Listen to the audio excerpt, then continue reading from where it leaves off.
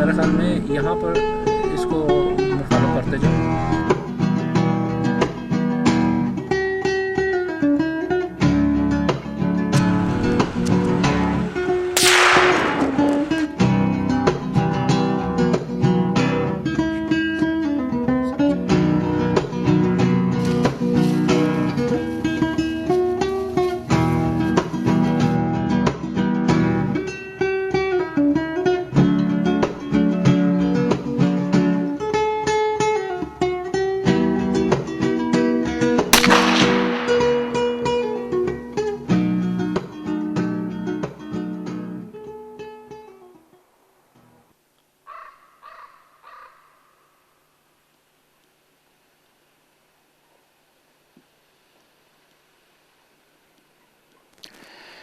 अस्सलाम वालेकुम। Programme hunting में खुश आमदीद। मैं हूं आपका होस्ट मुबशर अहमद। अल्लाह ताला ने कनाडा को बेशुमार मुख्तलिफ़ किस्म की नेमतों से नवाजा है। घने जंगलात से लेकर ऊंचे पहाड़, वसी झीलें और उसके साथ साथ खुले मैदान भी यहाँ पे हर तरफ पाए जाते हैं। इन सब सहूलतों को और नेमतों को कैनेडियन कौम ने बड़ी अच्छे तरीके से इस्तेमाल करना भी सीख लिया है। इस वक्त हम अल्बर्टा सूबे के शुमाल में एक जंगल में मौजूद हैं और यहाँ पे हम हंटिंग करने के लिए आए हैं। हंटिंग यहाँ पे मुख्तलिफ़ किस्म के जानवरों की होती है और उन सब जानवरों को शिकार करने के लिए उसके साथ बहुत से क़वाइद व ज़वाबित भी मौजूद हैं जिनका ख्याल रखना बहुत ज़रूरी है और इन क़वाइद व ज़वाबित को बड़ी सख्ती के साथ हुकूमत की तरफ से नाफिज किया जाता है। तो आप हमारे साथ रहिए इस प्रोग्राम में और हम इंशाल्लाह इस प्रोग्राम में आपको हर किस्म की मालूमात हंटिंग के मुतालिक, उसके क़वाइद व ज़वाबित के मुतालिक, जानवरों के मुतालिक, इलाके के मुतालिक और इसमें जो इस्तेमाल होने वाला साजो सामान है उस सब के मुतालिक हम आपको मालूमात वहाँ पहुँचाएँगे। तो हमारे साथ रहिए, देखते रहिए और अपनी मालूमात में इजाफ़ा कीजिए।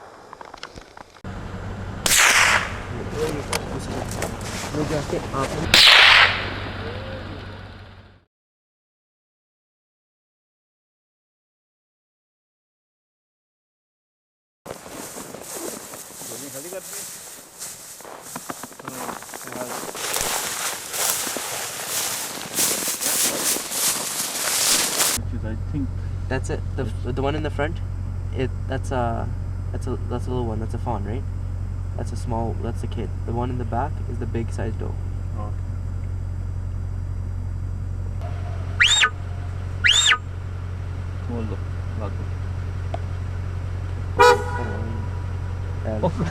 चलो निकलो।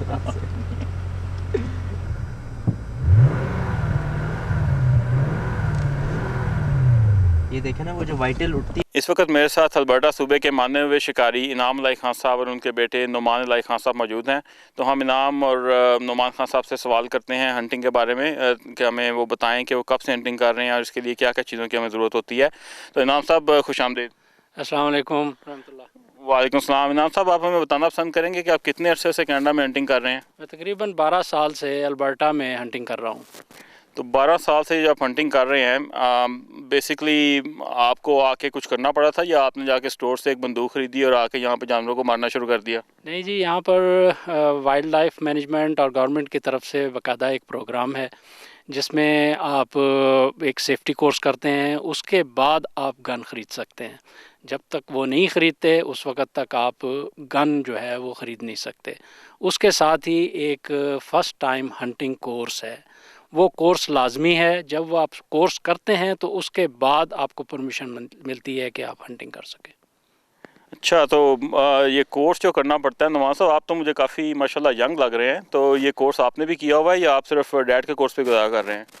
जी, मैंने भी कोर्स किया हुआ है। पहले तो साथ ही जाके सिर्फ देखता था कि साथ में ऑब्ज़र्व करता था कि क्या करते हैं डैड। फिर जब उम्र हुई तो हमने जाके भी कोर्स किया, तो उसके बाद ही फिर मैंने भी राइफ़ल चलानी शुरू की है।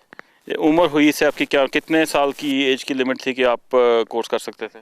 12 साल के बच्चे जाके वो कोर्स कर सकते हैं, फ़र्स्ट टाइम हंटिंग कोर्स जो कर सकते हैं। फिर उसके साथ वो पेरेंट के साथ जिनके साथ फुल लाइसेंस है उनके साथ जाके वो शिकार किया सकते हैं। Very good. तो इनाम साहब, आप मुझे ये बताएं कि इस वक्त शदीद सर्दी है, यहाँ पे बर्फ़ पड़ी हुई है और हम इस वक्त एडमिंटन शहर से कुछ 600 किलोमीटर शुमाल में आए हुए हैं। तो यहाँ तक आने की क्या ज़रूरत थी? शहर के करीब क्या हिरन नहीं मिलते या जानवर नहीं मिलते या कोई हुकूमत की ऐसा कोई पाबंदी है कि शहर को कोई नुकसान होगा या क्या, क्यों आप हमें इतनी दूर लेके आए हैं? मुबशर साहब, ऐसे है कि जानवर तो हर जगह बहुत है। अल्बर्टा जो है उसमें वाइल्ड लाइफ जो है बहुत ज़्यादा है और वाइल्ड लाइफ इतनी ज़्यादा है उसको जो कैनेडियन गवर्नमेंट है और वाइल्ड लाइफ मैनेजमेंट है, इन्होंने इस तरीके से इसको मैनेज किया हुआ है कि हर इलाके इसको मुख्तलिफ़ इलाकों में WMU में डिवाइड किया हुआ है। और आप अगर उसका जून में शुरू होता है इसका ड्रा सिस्टम। जब ड्रा जो है आप अप्लाई करते हैं, उसमें देखते हैं कि कौन सा जानवर आपने मारना है और उसमें जैसे मूस है, एल्क है, बेयर है और म्यूल डियर है, इनके बाकायदा ड्रा अप्लाई जून में करते हैं और जुलाई में उनके रिज़ल्ट्स आते हैं। और उसके बाद आप जिस इलाके का आपने अप्लाई किया हुआ है, अगर आपका ड्रा हो जाता है तो फिर आप उस एनिमल के लिए उस इलाके में ही जाते हैं और उस इलाके के अलावा आप वो एनिमल कहीं नहीं मार सकते। तो आपका कहने का मतलब है कि यहाँ पे आज हमने म्यूल डियर का अगर हम शिकार करने वाले हैं, तो ये जो हम म्यूल डियर का शिकार करने वाले हैं, इस इलाके में हमें एल्क भी नज़र आए हैं सुबह। तो आपका मतलब है कि हम एल्क को गोली नहीं मार सकते, म्यूल डियर को मार सकते हैं। लेकिन अगर हम सड़क के उस तरफ चले जाएं तो वहाँ पे भी हम म्यूल डियर मार सकते हैं कि हमारे पास म्यूल डियर की इजाज़त है या क्या चक्कर है? यहाँ पर जो ड्रा हमने अप्लाई किया था वो म्यूल डियर का अप्लाई किया था और यहाँ हम सिर्फ म्यूल डियर ही मार सकते हैं। बाकी जो एनिमल हैं, जिस तरह एल्क का नर है और वाइट टेल नर है, ये दोनों जानवर जो है ये जर्नल लाइसेंस पर हम यहाँ शूट कर सकते हैं। ठीक है। नुमान साहब, आप मुझे बताएं कि आप आजकल किस किस्म की गन इस्तेमाल कर रहे हैं हंटिंग के लिए?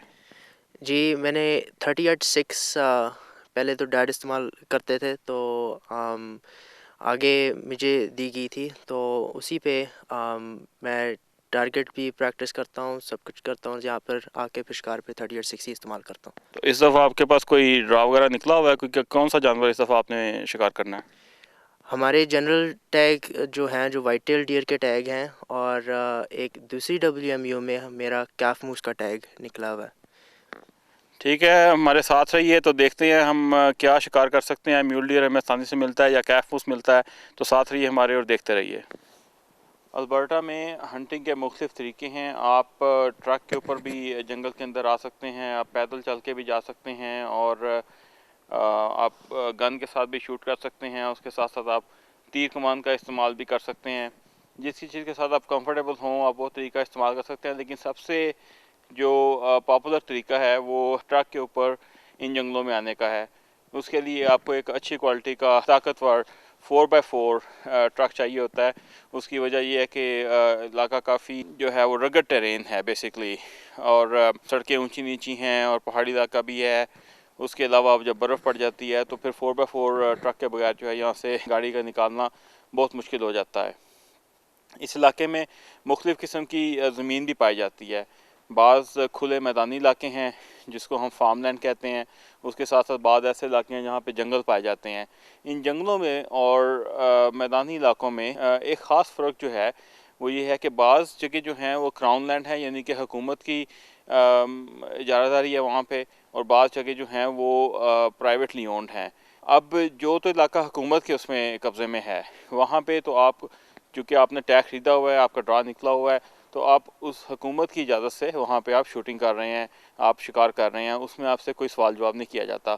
लेकिन अगर आपने किसी प्राइवेटली ओन्ड, अगर मैं वहाँ पे जाके शिकार करना चाहूँ तो वैसे तो इखलाकन भी, लेकिन यहाँ पे कानूनी लिहाज से मुझे उस किसान से जाके पहले इजाज़त लेनी पड़ेगी। उसको मुझे बताना पड़ेगा कि मैं तुम्हारी ज़मीन में आ रहा हूँ और मैं यहाँ पे शिकार खेलना चाहता हूँ। अगर वो मुझे इजाज़त दे तो मैं शिकार कर सकता हूँ, अगर वो मुझे इजाज़त ना दे तो मैं वहाँ पे शिकार नहीं कर सकता। उसके बावजूद अगर मैं वहाँ पे शिकार करूँ तो मेरे लिए वो बहुत ज़्यादा कानूनी पेचीदगियाँ जो हैं वो पैदा हो सकती हैं।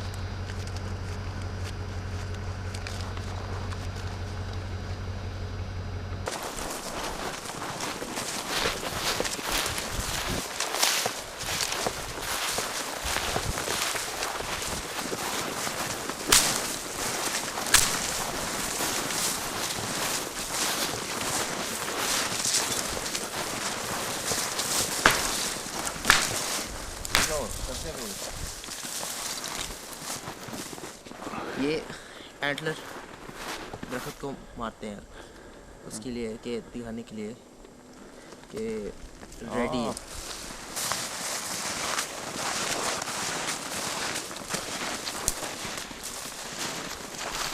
नुमान ने भी जो हरकत की है वो इस तरह से की है कि जो उन्होंने अभी एल के लिए आवाज़ निकाली है, तो बेसिकली एल के लिए एक इन्विटेशन है कि आओ मेरे साथ लड़ाई करो और मेरे इलाके पे कब्ज़ा करो, या मैं तुम्हारे इलाके पे कब्ज़ा करता हूँ। तो ये जो दरख्त को जो छड़ी के साथ मार रहे हैं उसका ये मतलब है कि एल को आवाज़ जाए कि वो सींगों के साथ अपने दरख्तों को मार रहा है और दूसरे एल को वो लड़ाई के लिए दावत दे रहा है। तो इसलिए इस किस्म की हरकतें कर रहे हैं कि दूसरी तरफ जो अगर कोई एल्फ वगैरह है जो हम जंगल में पैदल चल के ढूंढ रहे हैं, अगर कुछ नज़र आता है तो बाहर निकले, मुकाबले के सामने आए और हमारी गोली का निशाना बने।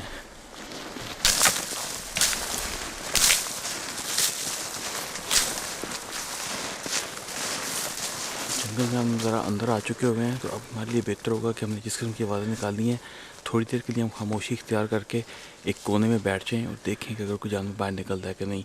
तो आगे मुझे एक अच्छी जगह नज़र आ रही है जहाँ पे घास फूस है, तो हम वहाँ पे एक जगह पे छुप के बैठेंगे और एल्क का इंतज़ार करेंगे।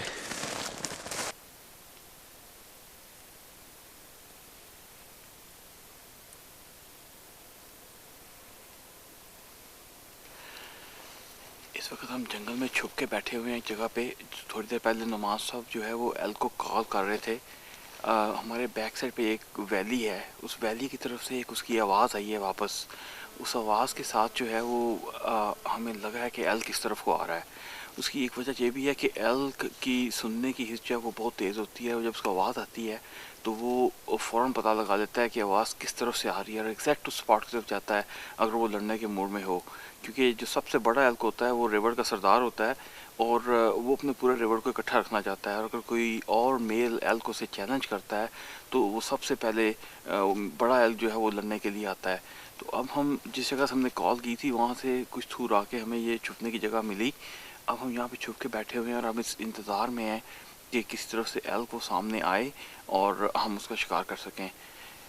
एक चीज़ मैं आपको ये बताता चलूँ कि यहाँ पे बैठने के लिए आप देख रहे हैं कि यहाँ पे बर्फ़ पड़ी हुई है और इस वक्त भी स्नोफॉल हो रही है।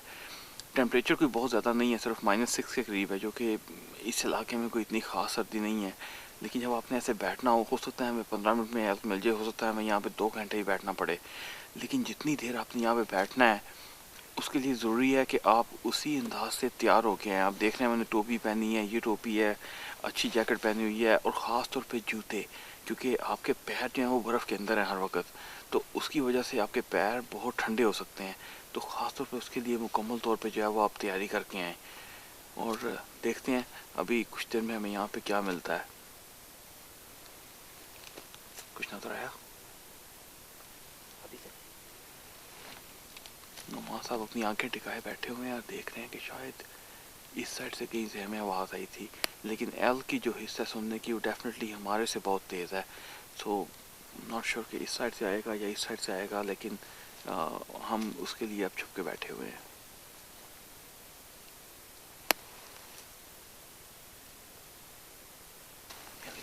आवाज़ आ रही है, तुम्हारा कॉल करने की ज़रूरत है कि वैसे आएगी? तुम्हारा अभी कॉल नहीं करनी, तुम्हारा कॉल नहीं करनी, अभी नहीं करनी। जवाब आएगा वो जब पूछेगा ना कि किधर हो, फिर हम जवाब देंगे। कोई ख़ास अंदाज से पूछेगा आप किधर हो, कि वो उसके कोई ख़ास बोलने का स्टाइल है जो तुम्हें समझ में आएगा? उसने जैसे हमने उसको बुलाया था पहले, हाँ, ऐसी कॉल उसकी भी आएगी। अच्छा।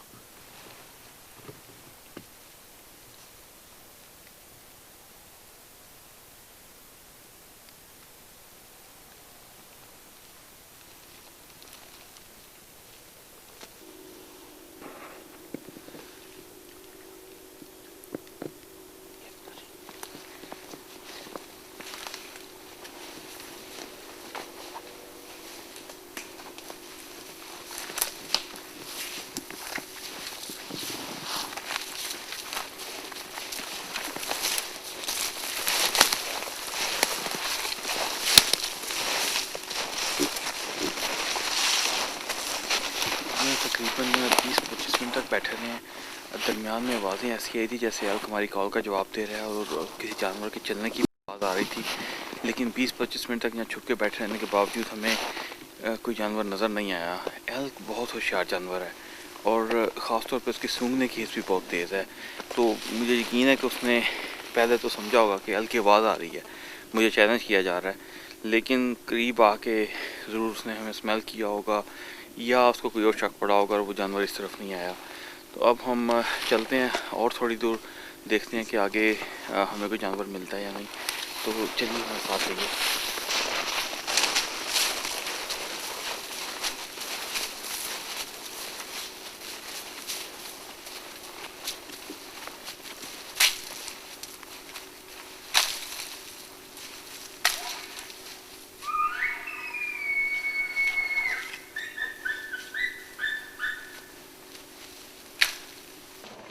चले चले चले चले चले।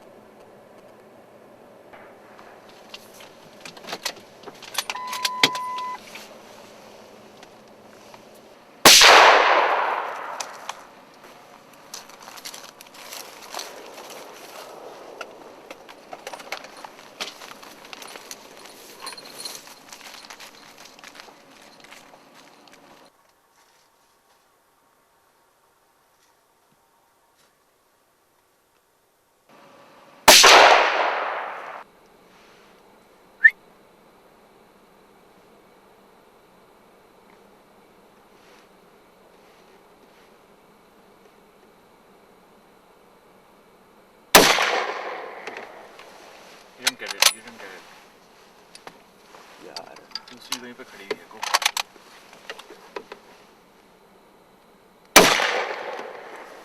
You got that one. You got that one.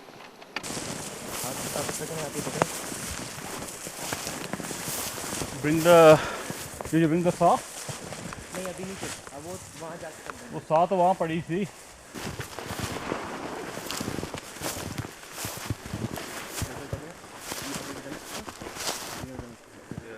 You grab the stove and you cut it right there.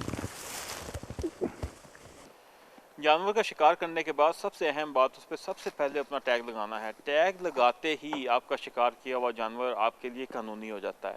अगर आपने टैग नहीं लगाया हुआ उसके बावजूद बेशक आपने जानवर कानूनी तौर पे शिकार किया है, लेकिन वो आपके लिए बहुत कानूनी पेचीदगियाँ जो है वो पैदा कर सकता है। शिकार करने के बाद, टैग लगाने के बाद सबसे पहला काम आप जो करते हैं, ख़ासतौर पर हिरन वगैरह के मामले में, कि उसके वो ग्लैंड्स होते हैं जिनको आप काट के फेंक देते हैं, वरना वो गोश्त को ख़राब करते हैं। दूसरी सबसे अहम बात जो आप करते हैं वो जानवर को का पेट चेक करके उसका सारी आंतें वगैरह और उसका मैदा वगैरह जो है वो सारा कुछ उसमें उसके पेट से निकाल दिया जाता है। ऐसा इसलिए किया जाता है कि जो खाली गोश्त बाकी रह जाए और वो गोश्त जो है वो मौसम के साथ ठंडा होता जाए और उसके ख़राब होने के जो हैं वो चांसेस ना रहें। अभी थोड़ी देर पहले जो हमने हिरन शिकार किया है वहाँ पे नुमान साहब और यूसुफ खान साहब जो है अभी उसकी सफाई कर रहे हैं। उसका फसला निकाल के एक साइड पे वो फेंक देंगे। इसमें ख़ास तौर पे हमें ये ख्याल रखना होता है कि हम सामने किसी के इस चीज़ को ना फेंकें ताकि बाद में आने वालों के लिए वो जो है गंदगी का बायस ना बने। उसको एक साइड पे फेंक देते हैं और उसको यहाँ से उठाते इसलिए नहीं है कि इसके ऊपर बहुत सारे दूसरे जंगली जानवरों के खाने पीने का इंतज़ाम होता है।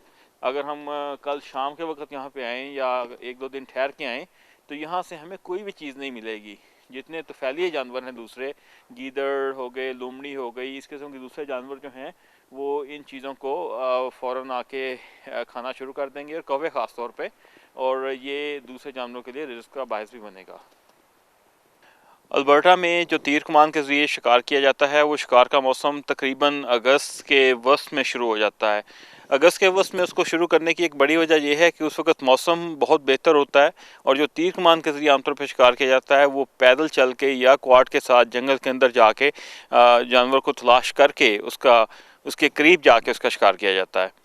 जबकि ज़्यादातर लोग जो गन वगैरह का इस्तेमाल करते हैं वो शिकार करने के लिए सितंबर, अक्टूबर और नवंबर का महीना उन्हें दिया जाता है। ये महीने इस लिहाज से बहुत अहम है कि इस महीने में जो छोटे जानवर जिनकी पैदाइश फरवरी, मार्च, अप्रैल के महीनों में हुई होती है वो इस वक्त इतने मैच्योर हो चुके हो जाते हैं कि वो अपने बड़े जानवरों के बगैर उनका गुजारा हो सकता है। तो ये एक बड़ा इन्होंने तरीके से सोच के एक इसका साइकिल जो है वो रखा हुआ है। अब नवंबर का महीने में जब बर्फ़ पड़ जाती है और हर तरफ जो है वो सफ़ेदी हो जाती है, जानवर का नज़र आना हमारे लिए बहुत आसान हो जाता है, लेकिन उसके साथ साथ टेम्परेचर जो है वो हमारे लिए बड़ी चैलेंजिंग कंडीशंस पैदा कर देता है। अब सर्दी जब बढ़ जाती है तो जानवर ऑटोमेटिकली बाहर निकल के धूप में आके खड़ा होने की कोशिश करता है ताकि वो सूरज से गर्मी हासिल कर सके। तो उसके लिए तो वो अच्छी चीज़ हो जाती है, लेकिन हमारे लिए वो एक काफ़ी ट्रेचरस जो है वो बन जाता है। उसके साथ साथ हमें जो पहले का वक्त है जिसमें आप कह लें सितंबर का महीना जो है और अक्टूबर का पहला हाफ जो है उसमें टेम्परेचर तो बेशक इतना नहीं गिरता, लेकिन उसमें जानवर भी इतनी आसानी से नहीं मिलता, क्योंकि जानवर की नफ्सियात ये है कि वो शाम के वक्त बाहर निकलता है, मैदान की तरफ आता है, घास चरता है और सुबह होते ही वो वापस जंगलों के अंदर घुस जाता है। और एक बार जब जानवर जंगल के अंदर घुस जाए तो दरख्तों के दरम्यान में उसे ढूंढना जो है वो बहुत मुश्किल हो जाता है। ये जो आप अभी निशान देख रहे हैं ये गालिबन हिरन के पाँव के निशान हैं। इनको हम ट्रैक्स बेसिकली कहते हैं, जो जानवर के गुजरने की वजह से यहाँ पे बनते हैं। जब बर्फ़ पड़ जाती है तो उस वक्त ये ट्रैक्स बहुत नुमायाँ हो जाते हैं और यहाँ जो पैदल शिकार करने वाले लोग हैं या क्वाड्स के ऊपर जो मोटरसाइकिल की तरह के 4 पहियों वाली मोटरसाइकिल की तरह की एक सवारी है उसमें आने वालों के लिए बहुत मददगार साबित होते हैं। अब जानवर तो जंगल में हर वक्त हर तरफ पाया जाता है और हर तरफ वो चलता फिरता भी रहता है। तो बेसिकली सुबह के वक्त और शाम के वक्त जो है वो जानवर ज़्यादा चलता फिरता है, और उसके जो ट्रैक्स हैं आप उनको देख के ये अंदाज़ लगा सकते हैं कि यहाँ से किस वक्त कितने जानवर गुजरे हैं, और आप उसके हिसाब से बाज़ औक़ात दरख्तों पे मचाने बना के वहाँ पे आप छुप के बैठ सकते हैं और जानवर का शिकार कर सकते हैं।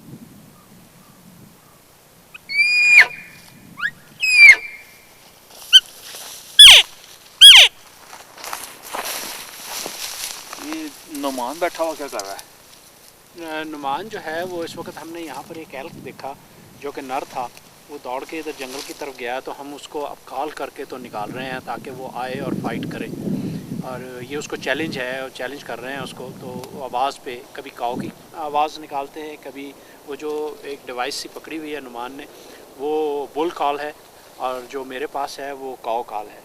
जब ये कॉल करते हैं तो उसको कॉल का रिस्पांस देते हुए एल्क जो है वो दोबारा वापस आ सकता है। तो वो वापस क्यों है, क्यों लड़ाई करेगा आपके साथ आके? वो आपके साथ लड़ाई करेगा या आपके किसी दूसरे एल्क की तरफ से उसको चैलेंज आ रहा है? ये दूसरे एल्क की तरफ से उसको चैलेंज आ रहा है। ये जो काऊ कॉल है, और वो काऊ कॉल में वो क्योंकि काऊ आजकल मीटिंग सीज़न है उसमें वो चेस करने उसको आएगा, तो जब काऊ कॉल करते हैं तो वो समझेगा कि कोई वहाँ पर जो मेरी हेड की काऊ है वो बुला रही है, तो उसके लिए वो निकल के आएगा उसके लिए।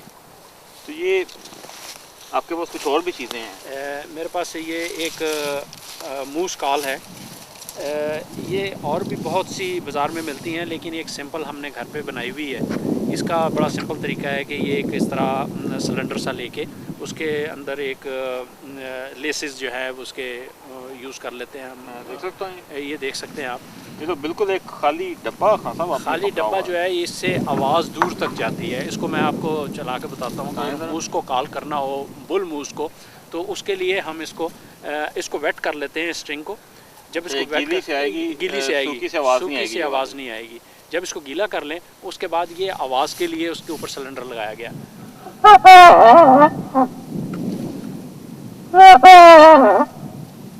इस कॉल पे बुल मूस जो है वो फिर फाइट के लिए वो भी इसी तरह निकल के आएगा। अच्छा, तो इसी तो एल्क की कॉल नुमान के पास है, आपके पास मूस की है। उसके अलावा हिरन के लिए भी कुछ चीज़ होती है आपके पास कि हिरन को भी ऐसे बुलाया जाए मुकाबले के लिए? हिरन का जो है ग्रंट कॉल कहलाता है वो। जब नर हिरन जो है उसको बुलाना हो तो उसके लिए हम यूज़ करते हैं कि अगर दौड़ भी रहा है तो उसको खड़ा करने के लिए। तो ये तो बड़ी हल्की सी आवाज़ है, ये आवाज़ मतलब दूर अगर हिरन भाग रहा है तो वहाँ दूर तक आवाज़ जाएगी? हिरन की जो सुनने की ताकत है वो इतनी सेंसिटिव है कि आप हल्की से हल्की जो है ना आपकी बास टाइम पाँव की और आपके सांस की जो है वो भी कैच कर लेता है आवाज़ को, और इतनी ज़्यादा सेंसिटिव है वो। तो इस आवाज़ को वो जितनी भी मध्यम हो इसको बल्कि कवर करके निकालते हैं आवाज़, और वो सुन लेता है और वो वहीं खड़ा हो जाएगा और फिर उसके मुकाबले के लिए आएगा। तो ये बेसिकली आप ये कॉल्स वगैरह के ज़रिए आप जानवर को एक जगह पे रोकने में आपको ये मदद देती है? इसे रोकने में और बुलाने में, दोनों चीज़ें। यूँ ही जानवर भाग रहा है, आप ये कॉल करते हैं, जानवर रुक जाता है और आपको वहाँ पे गोली चलाने का वहाँ पर वो हमें जो उसका जितने सेकंड देगा, हमें 1 मिनट देगा या सेकंड देगा, उसमें वो टाइम मिल जाता है कि हम उसको शूट कर सकते हैं। तो ये एक और तरीका है जिसमें आप जानवर की नफ्सियात से खेलते हुए उसका आप फ़ायदा उठा सकते हैं।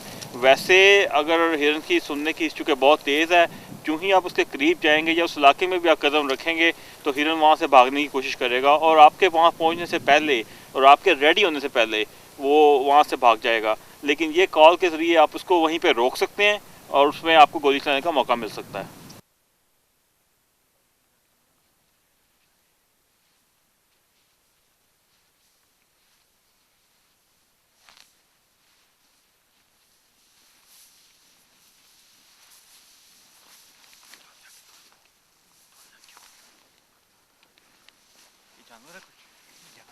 नजर आ रहा है,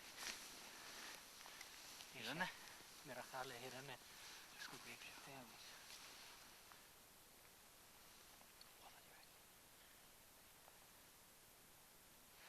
हिरन है, हिरन है। हाँ जी, इसको मैं शॉट लेने लगा हूँ।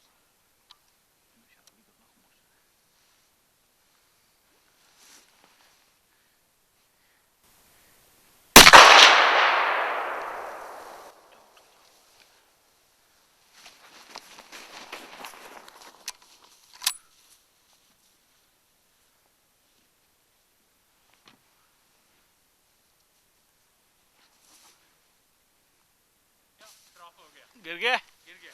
गुड। क्या था, हिरन था? बहुत बड़ा। अच्छा, नजर तो आ रहा है 5 बाय पॉइंट उसका पॉइंट है और ड्रॉप हो गया वो।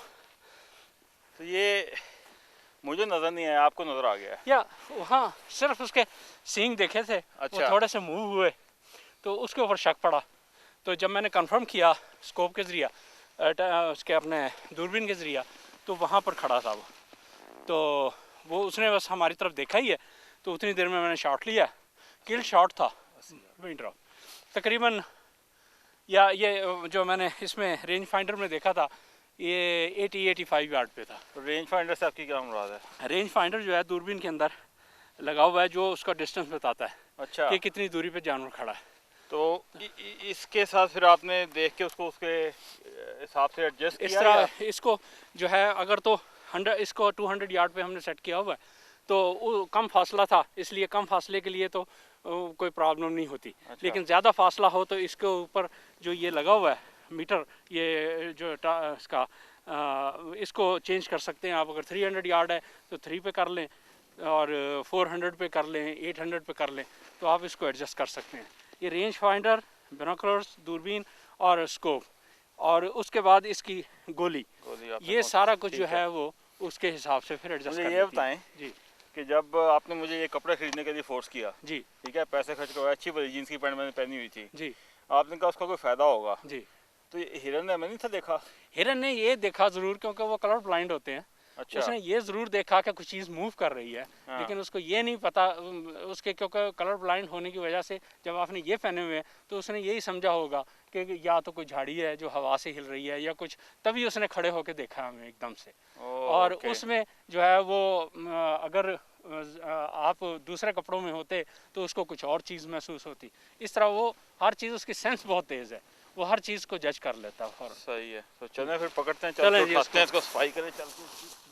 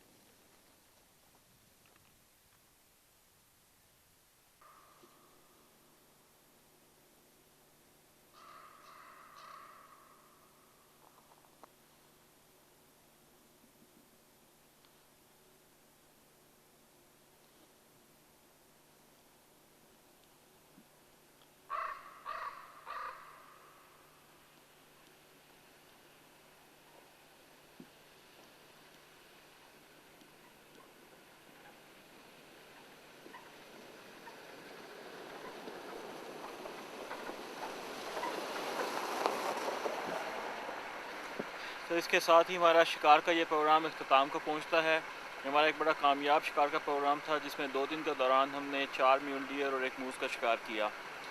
उम्मीद है आपने इस प्रोग्राम से बहुत सारी नई चीज़ें सीखी होंगी और इनाम अली खान साहब ने आपकी मालूमात में बहुत इजाफा किया होगा। तो बहरहाल महफूज रहिए जहाँ भी आप हैं। अगर आप शिकार से लुत्फ़ होना चाहते हैं तो प्लीज़ सबसे पहले अपने मुकामी हुकाम से रब्ता कीजिए और जो मुकामी क़वाइद ज़वाबित हैं उनके मुतालिक पूरी मालूमात हासिल कीजिए और कवानीन के अंदर रहते हुए खुद भी इंजॉय कीजिए और इस जगह को दूसरों के लिए भी दिलचस्प बनाइए। तो उम्मीद है आप इस प्रोग्राम से लुत्फ़ होंगे। इंशाअल्लाह आपसे फिर मुलाकात होगी। अल्लाह हाफ़िज़।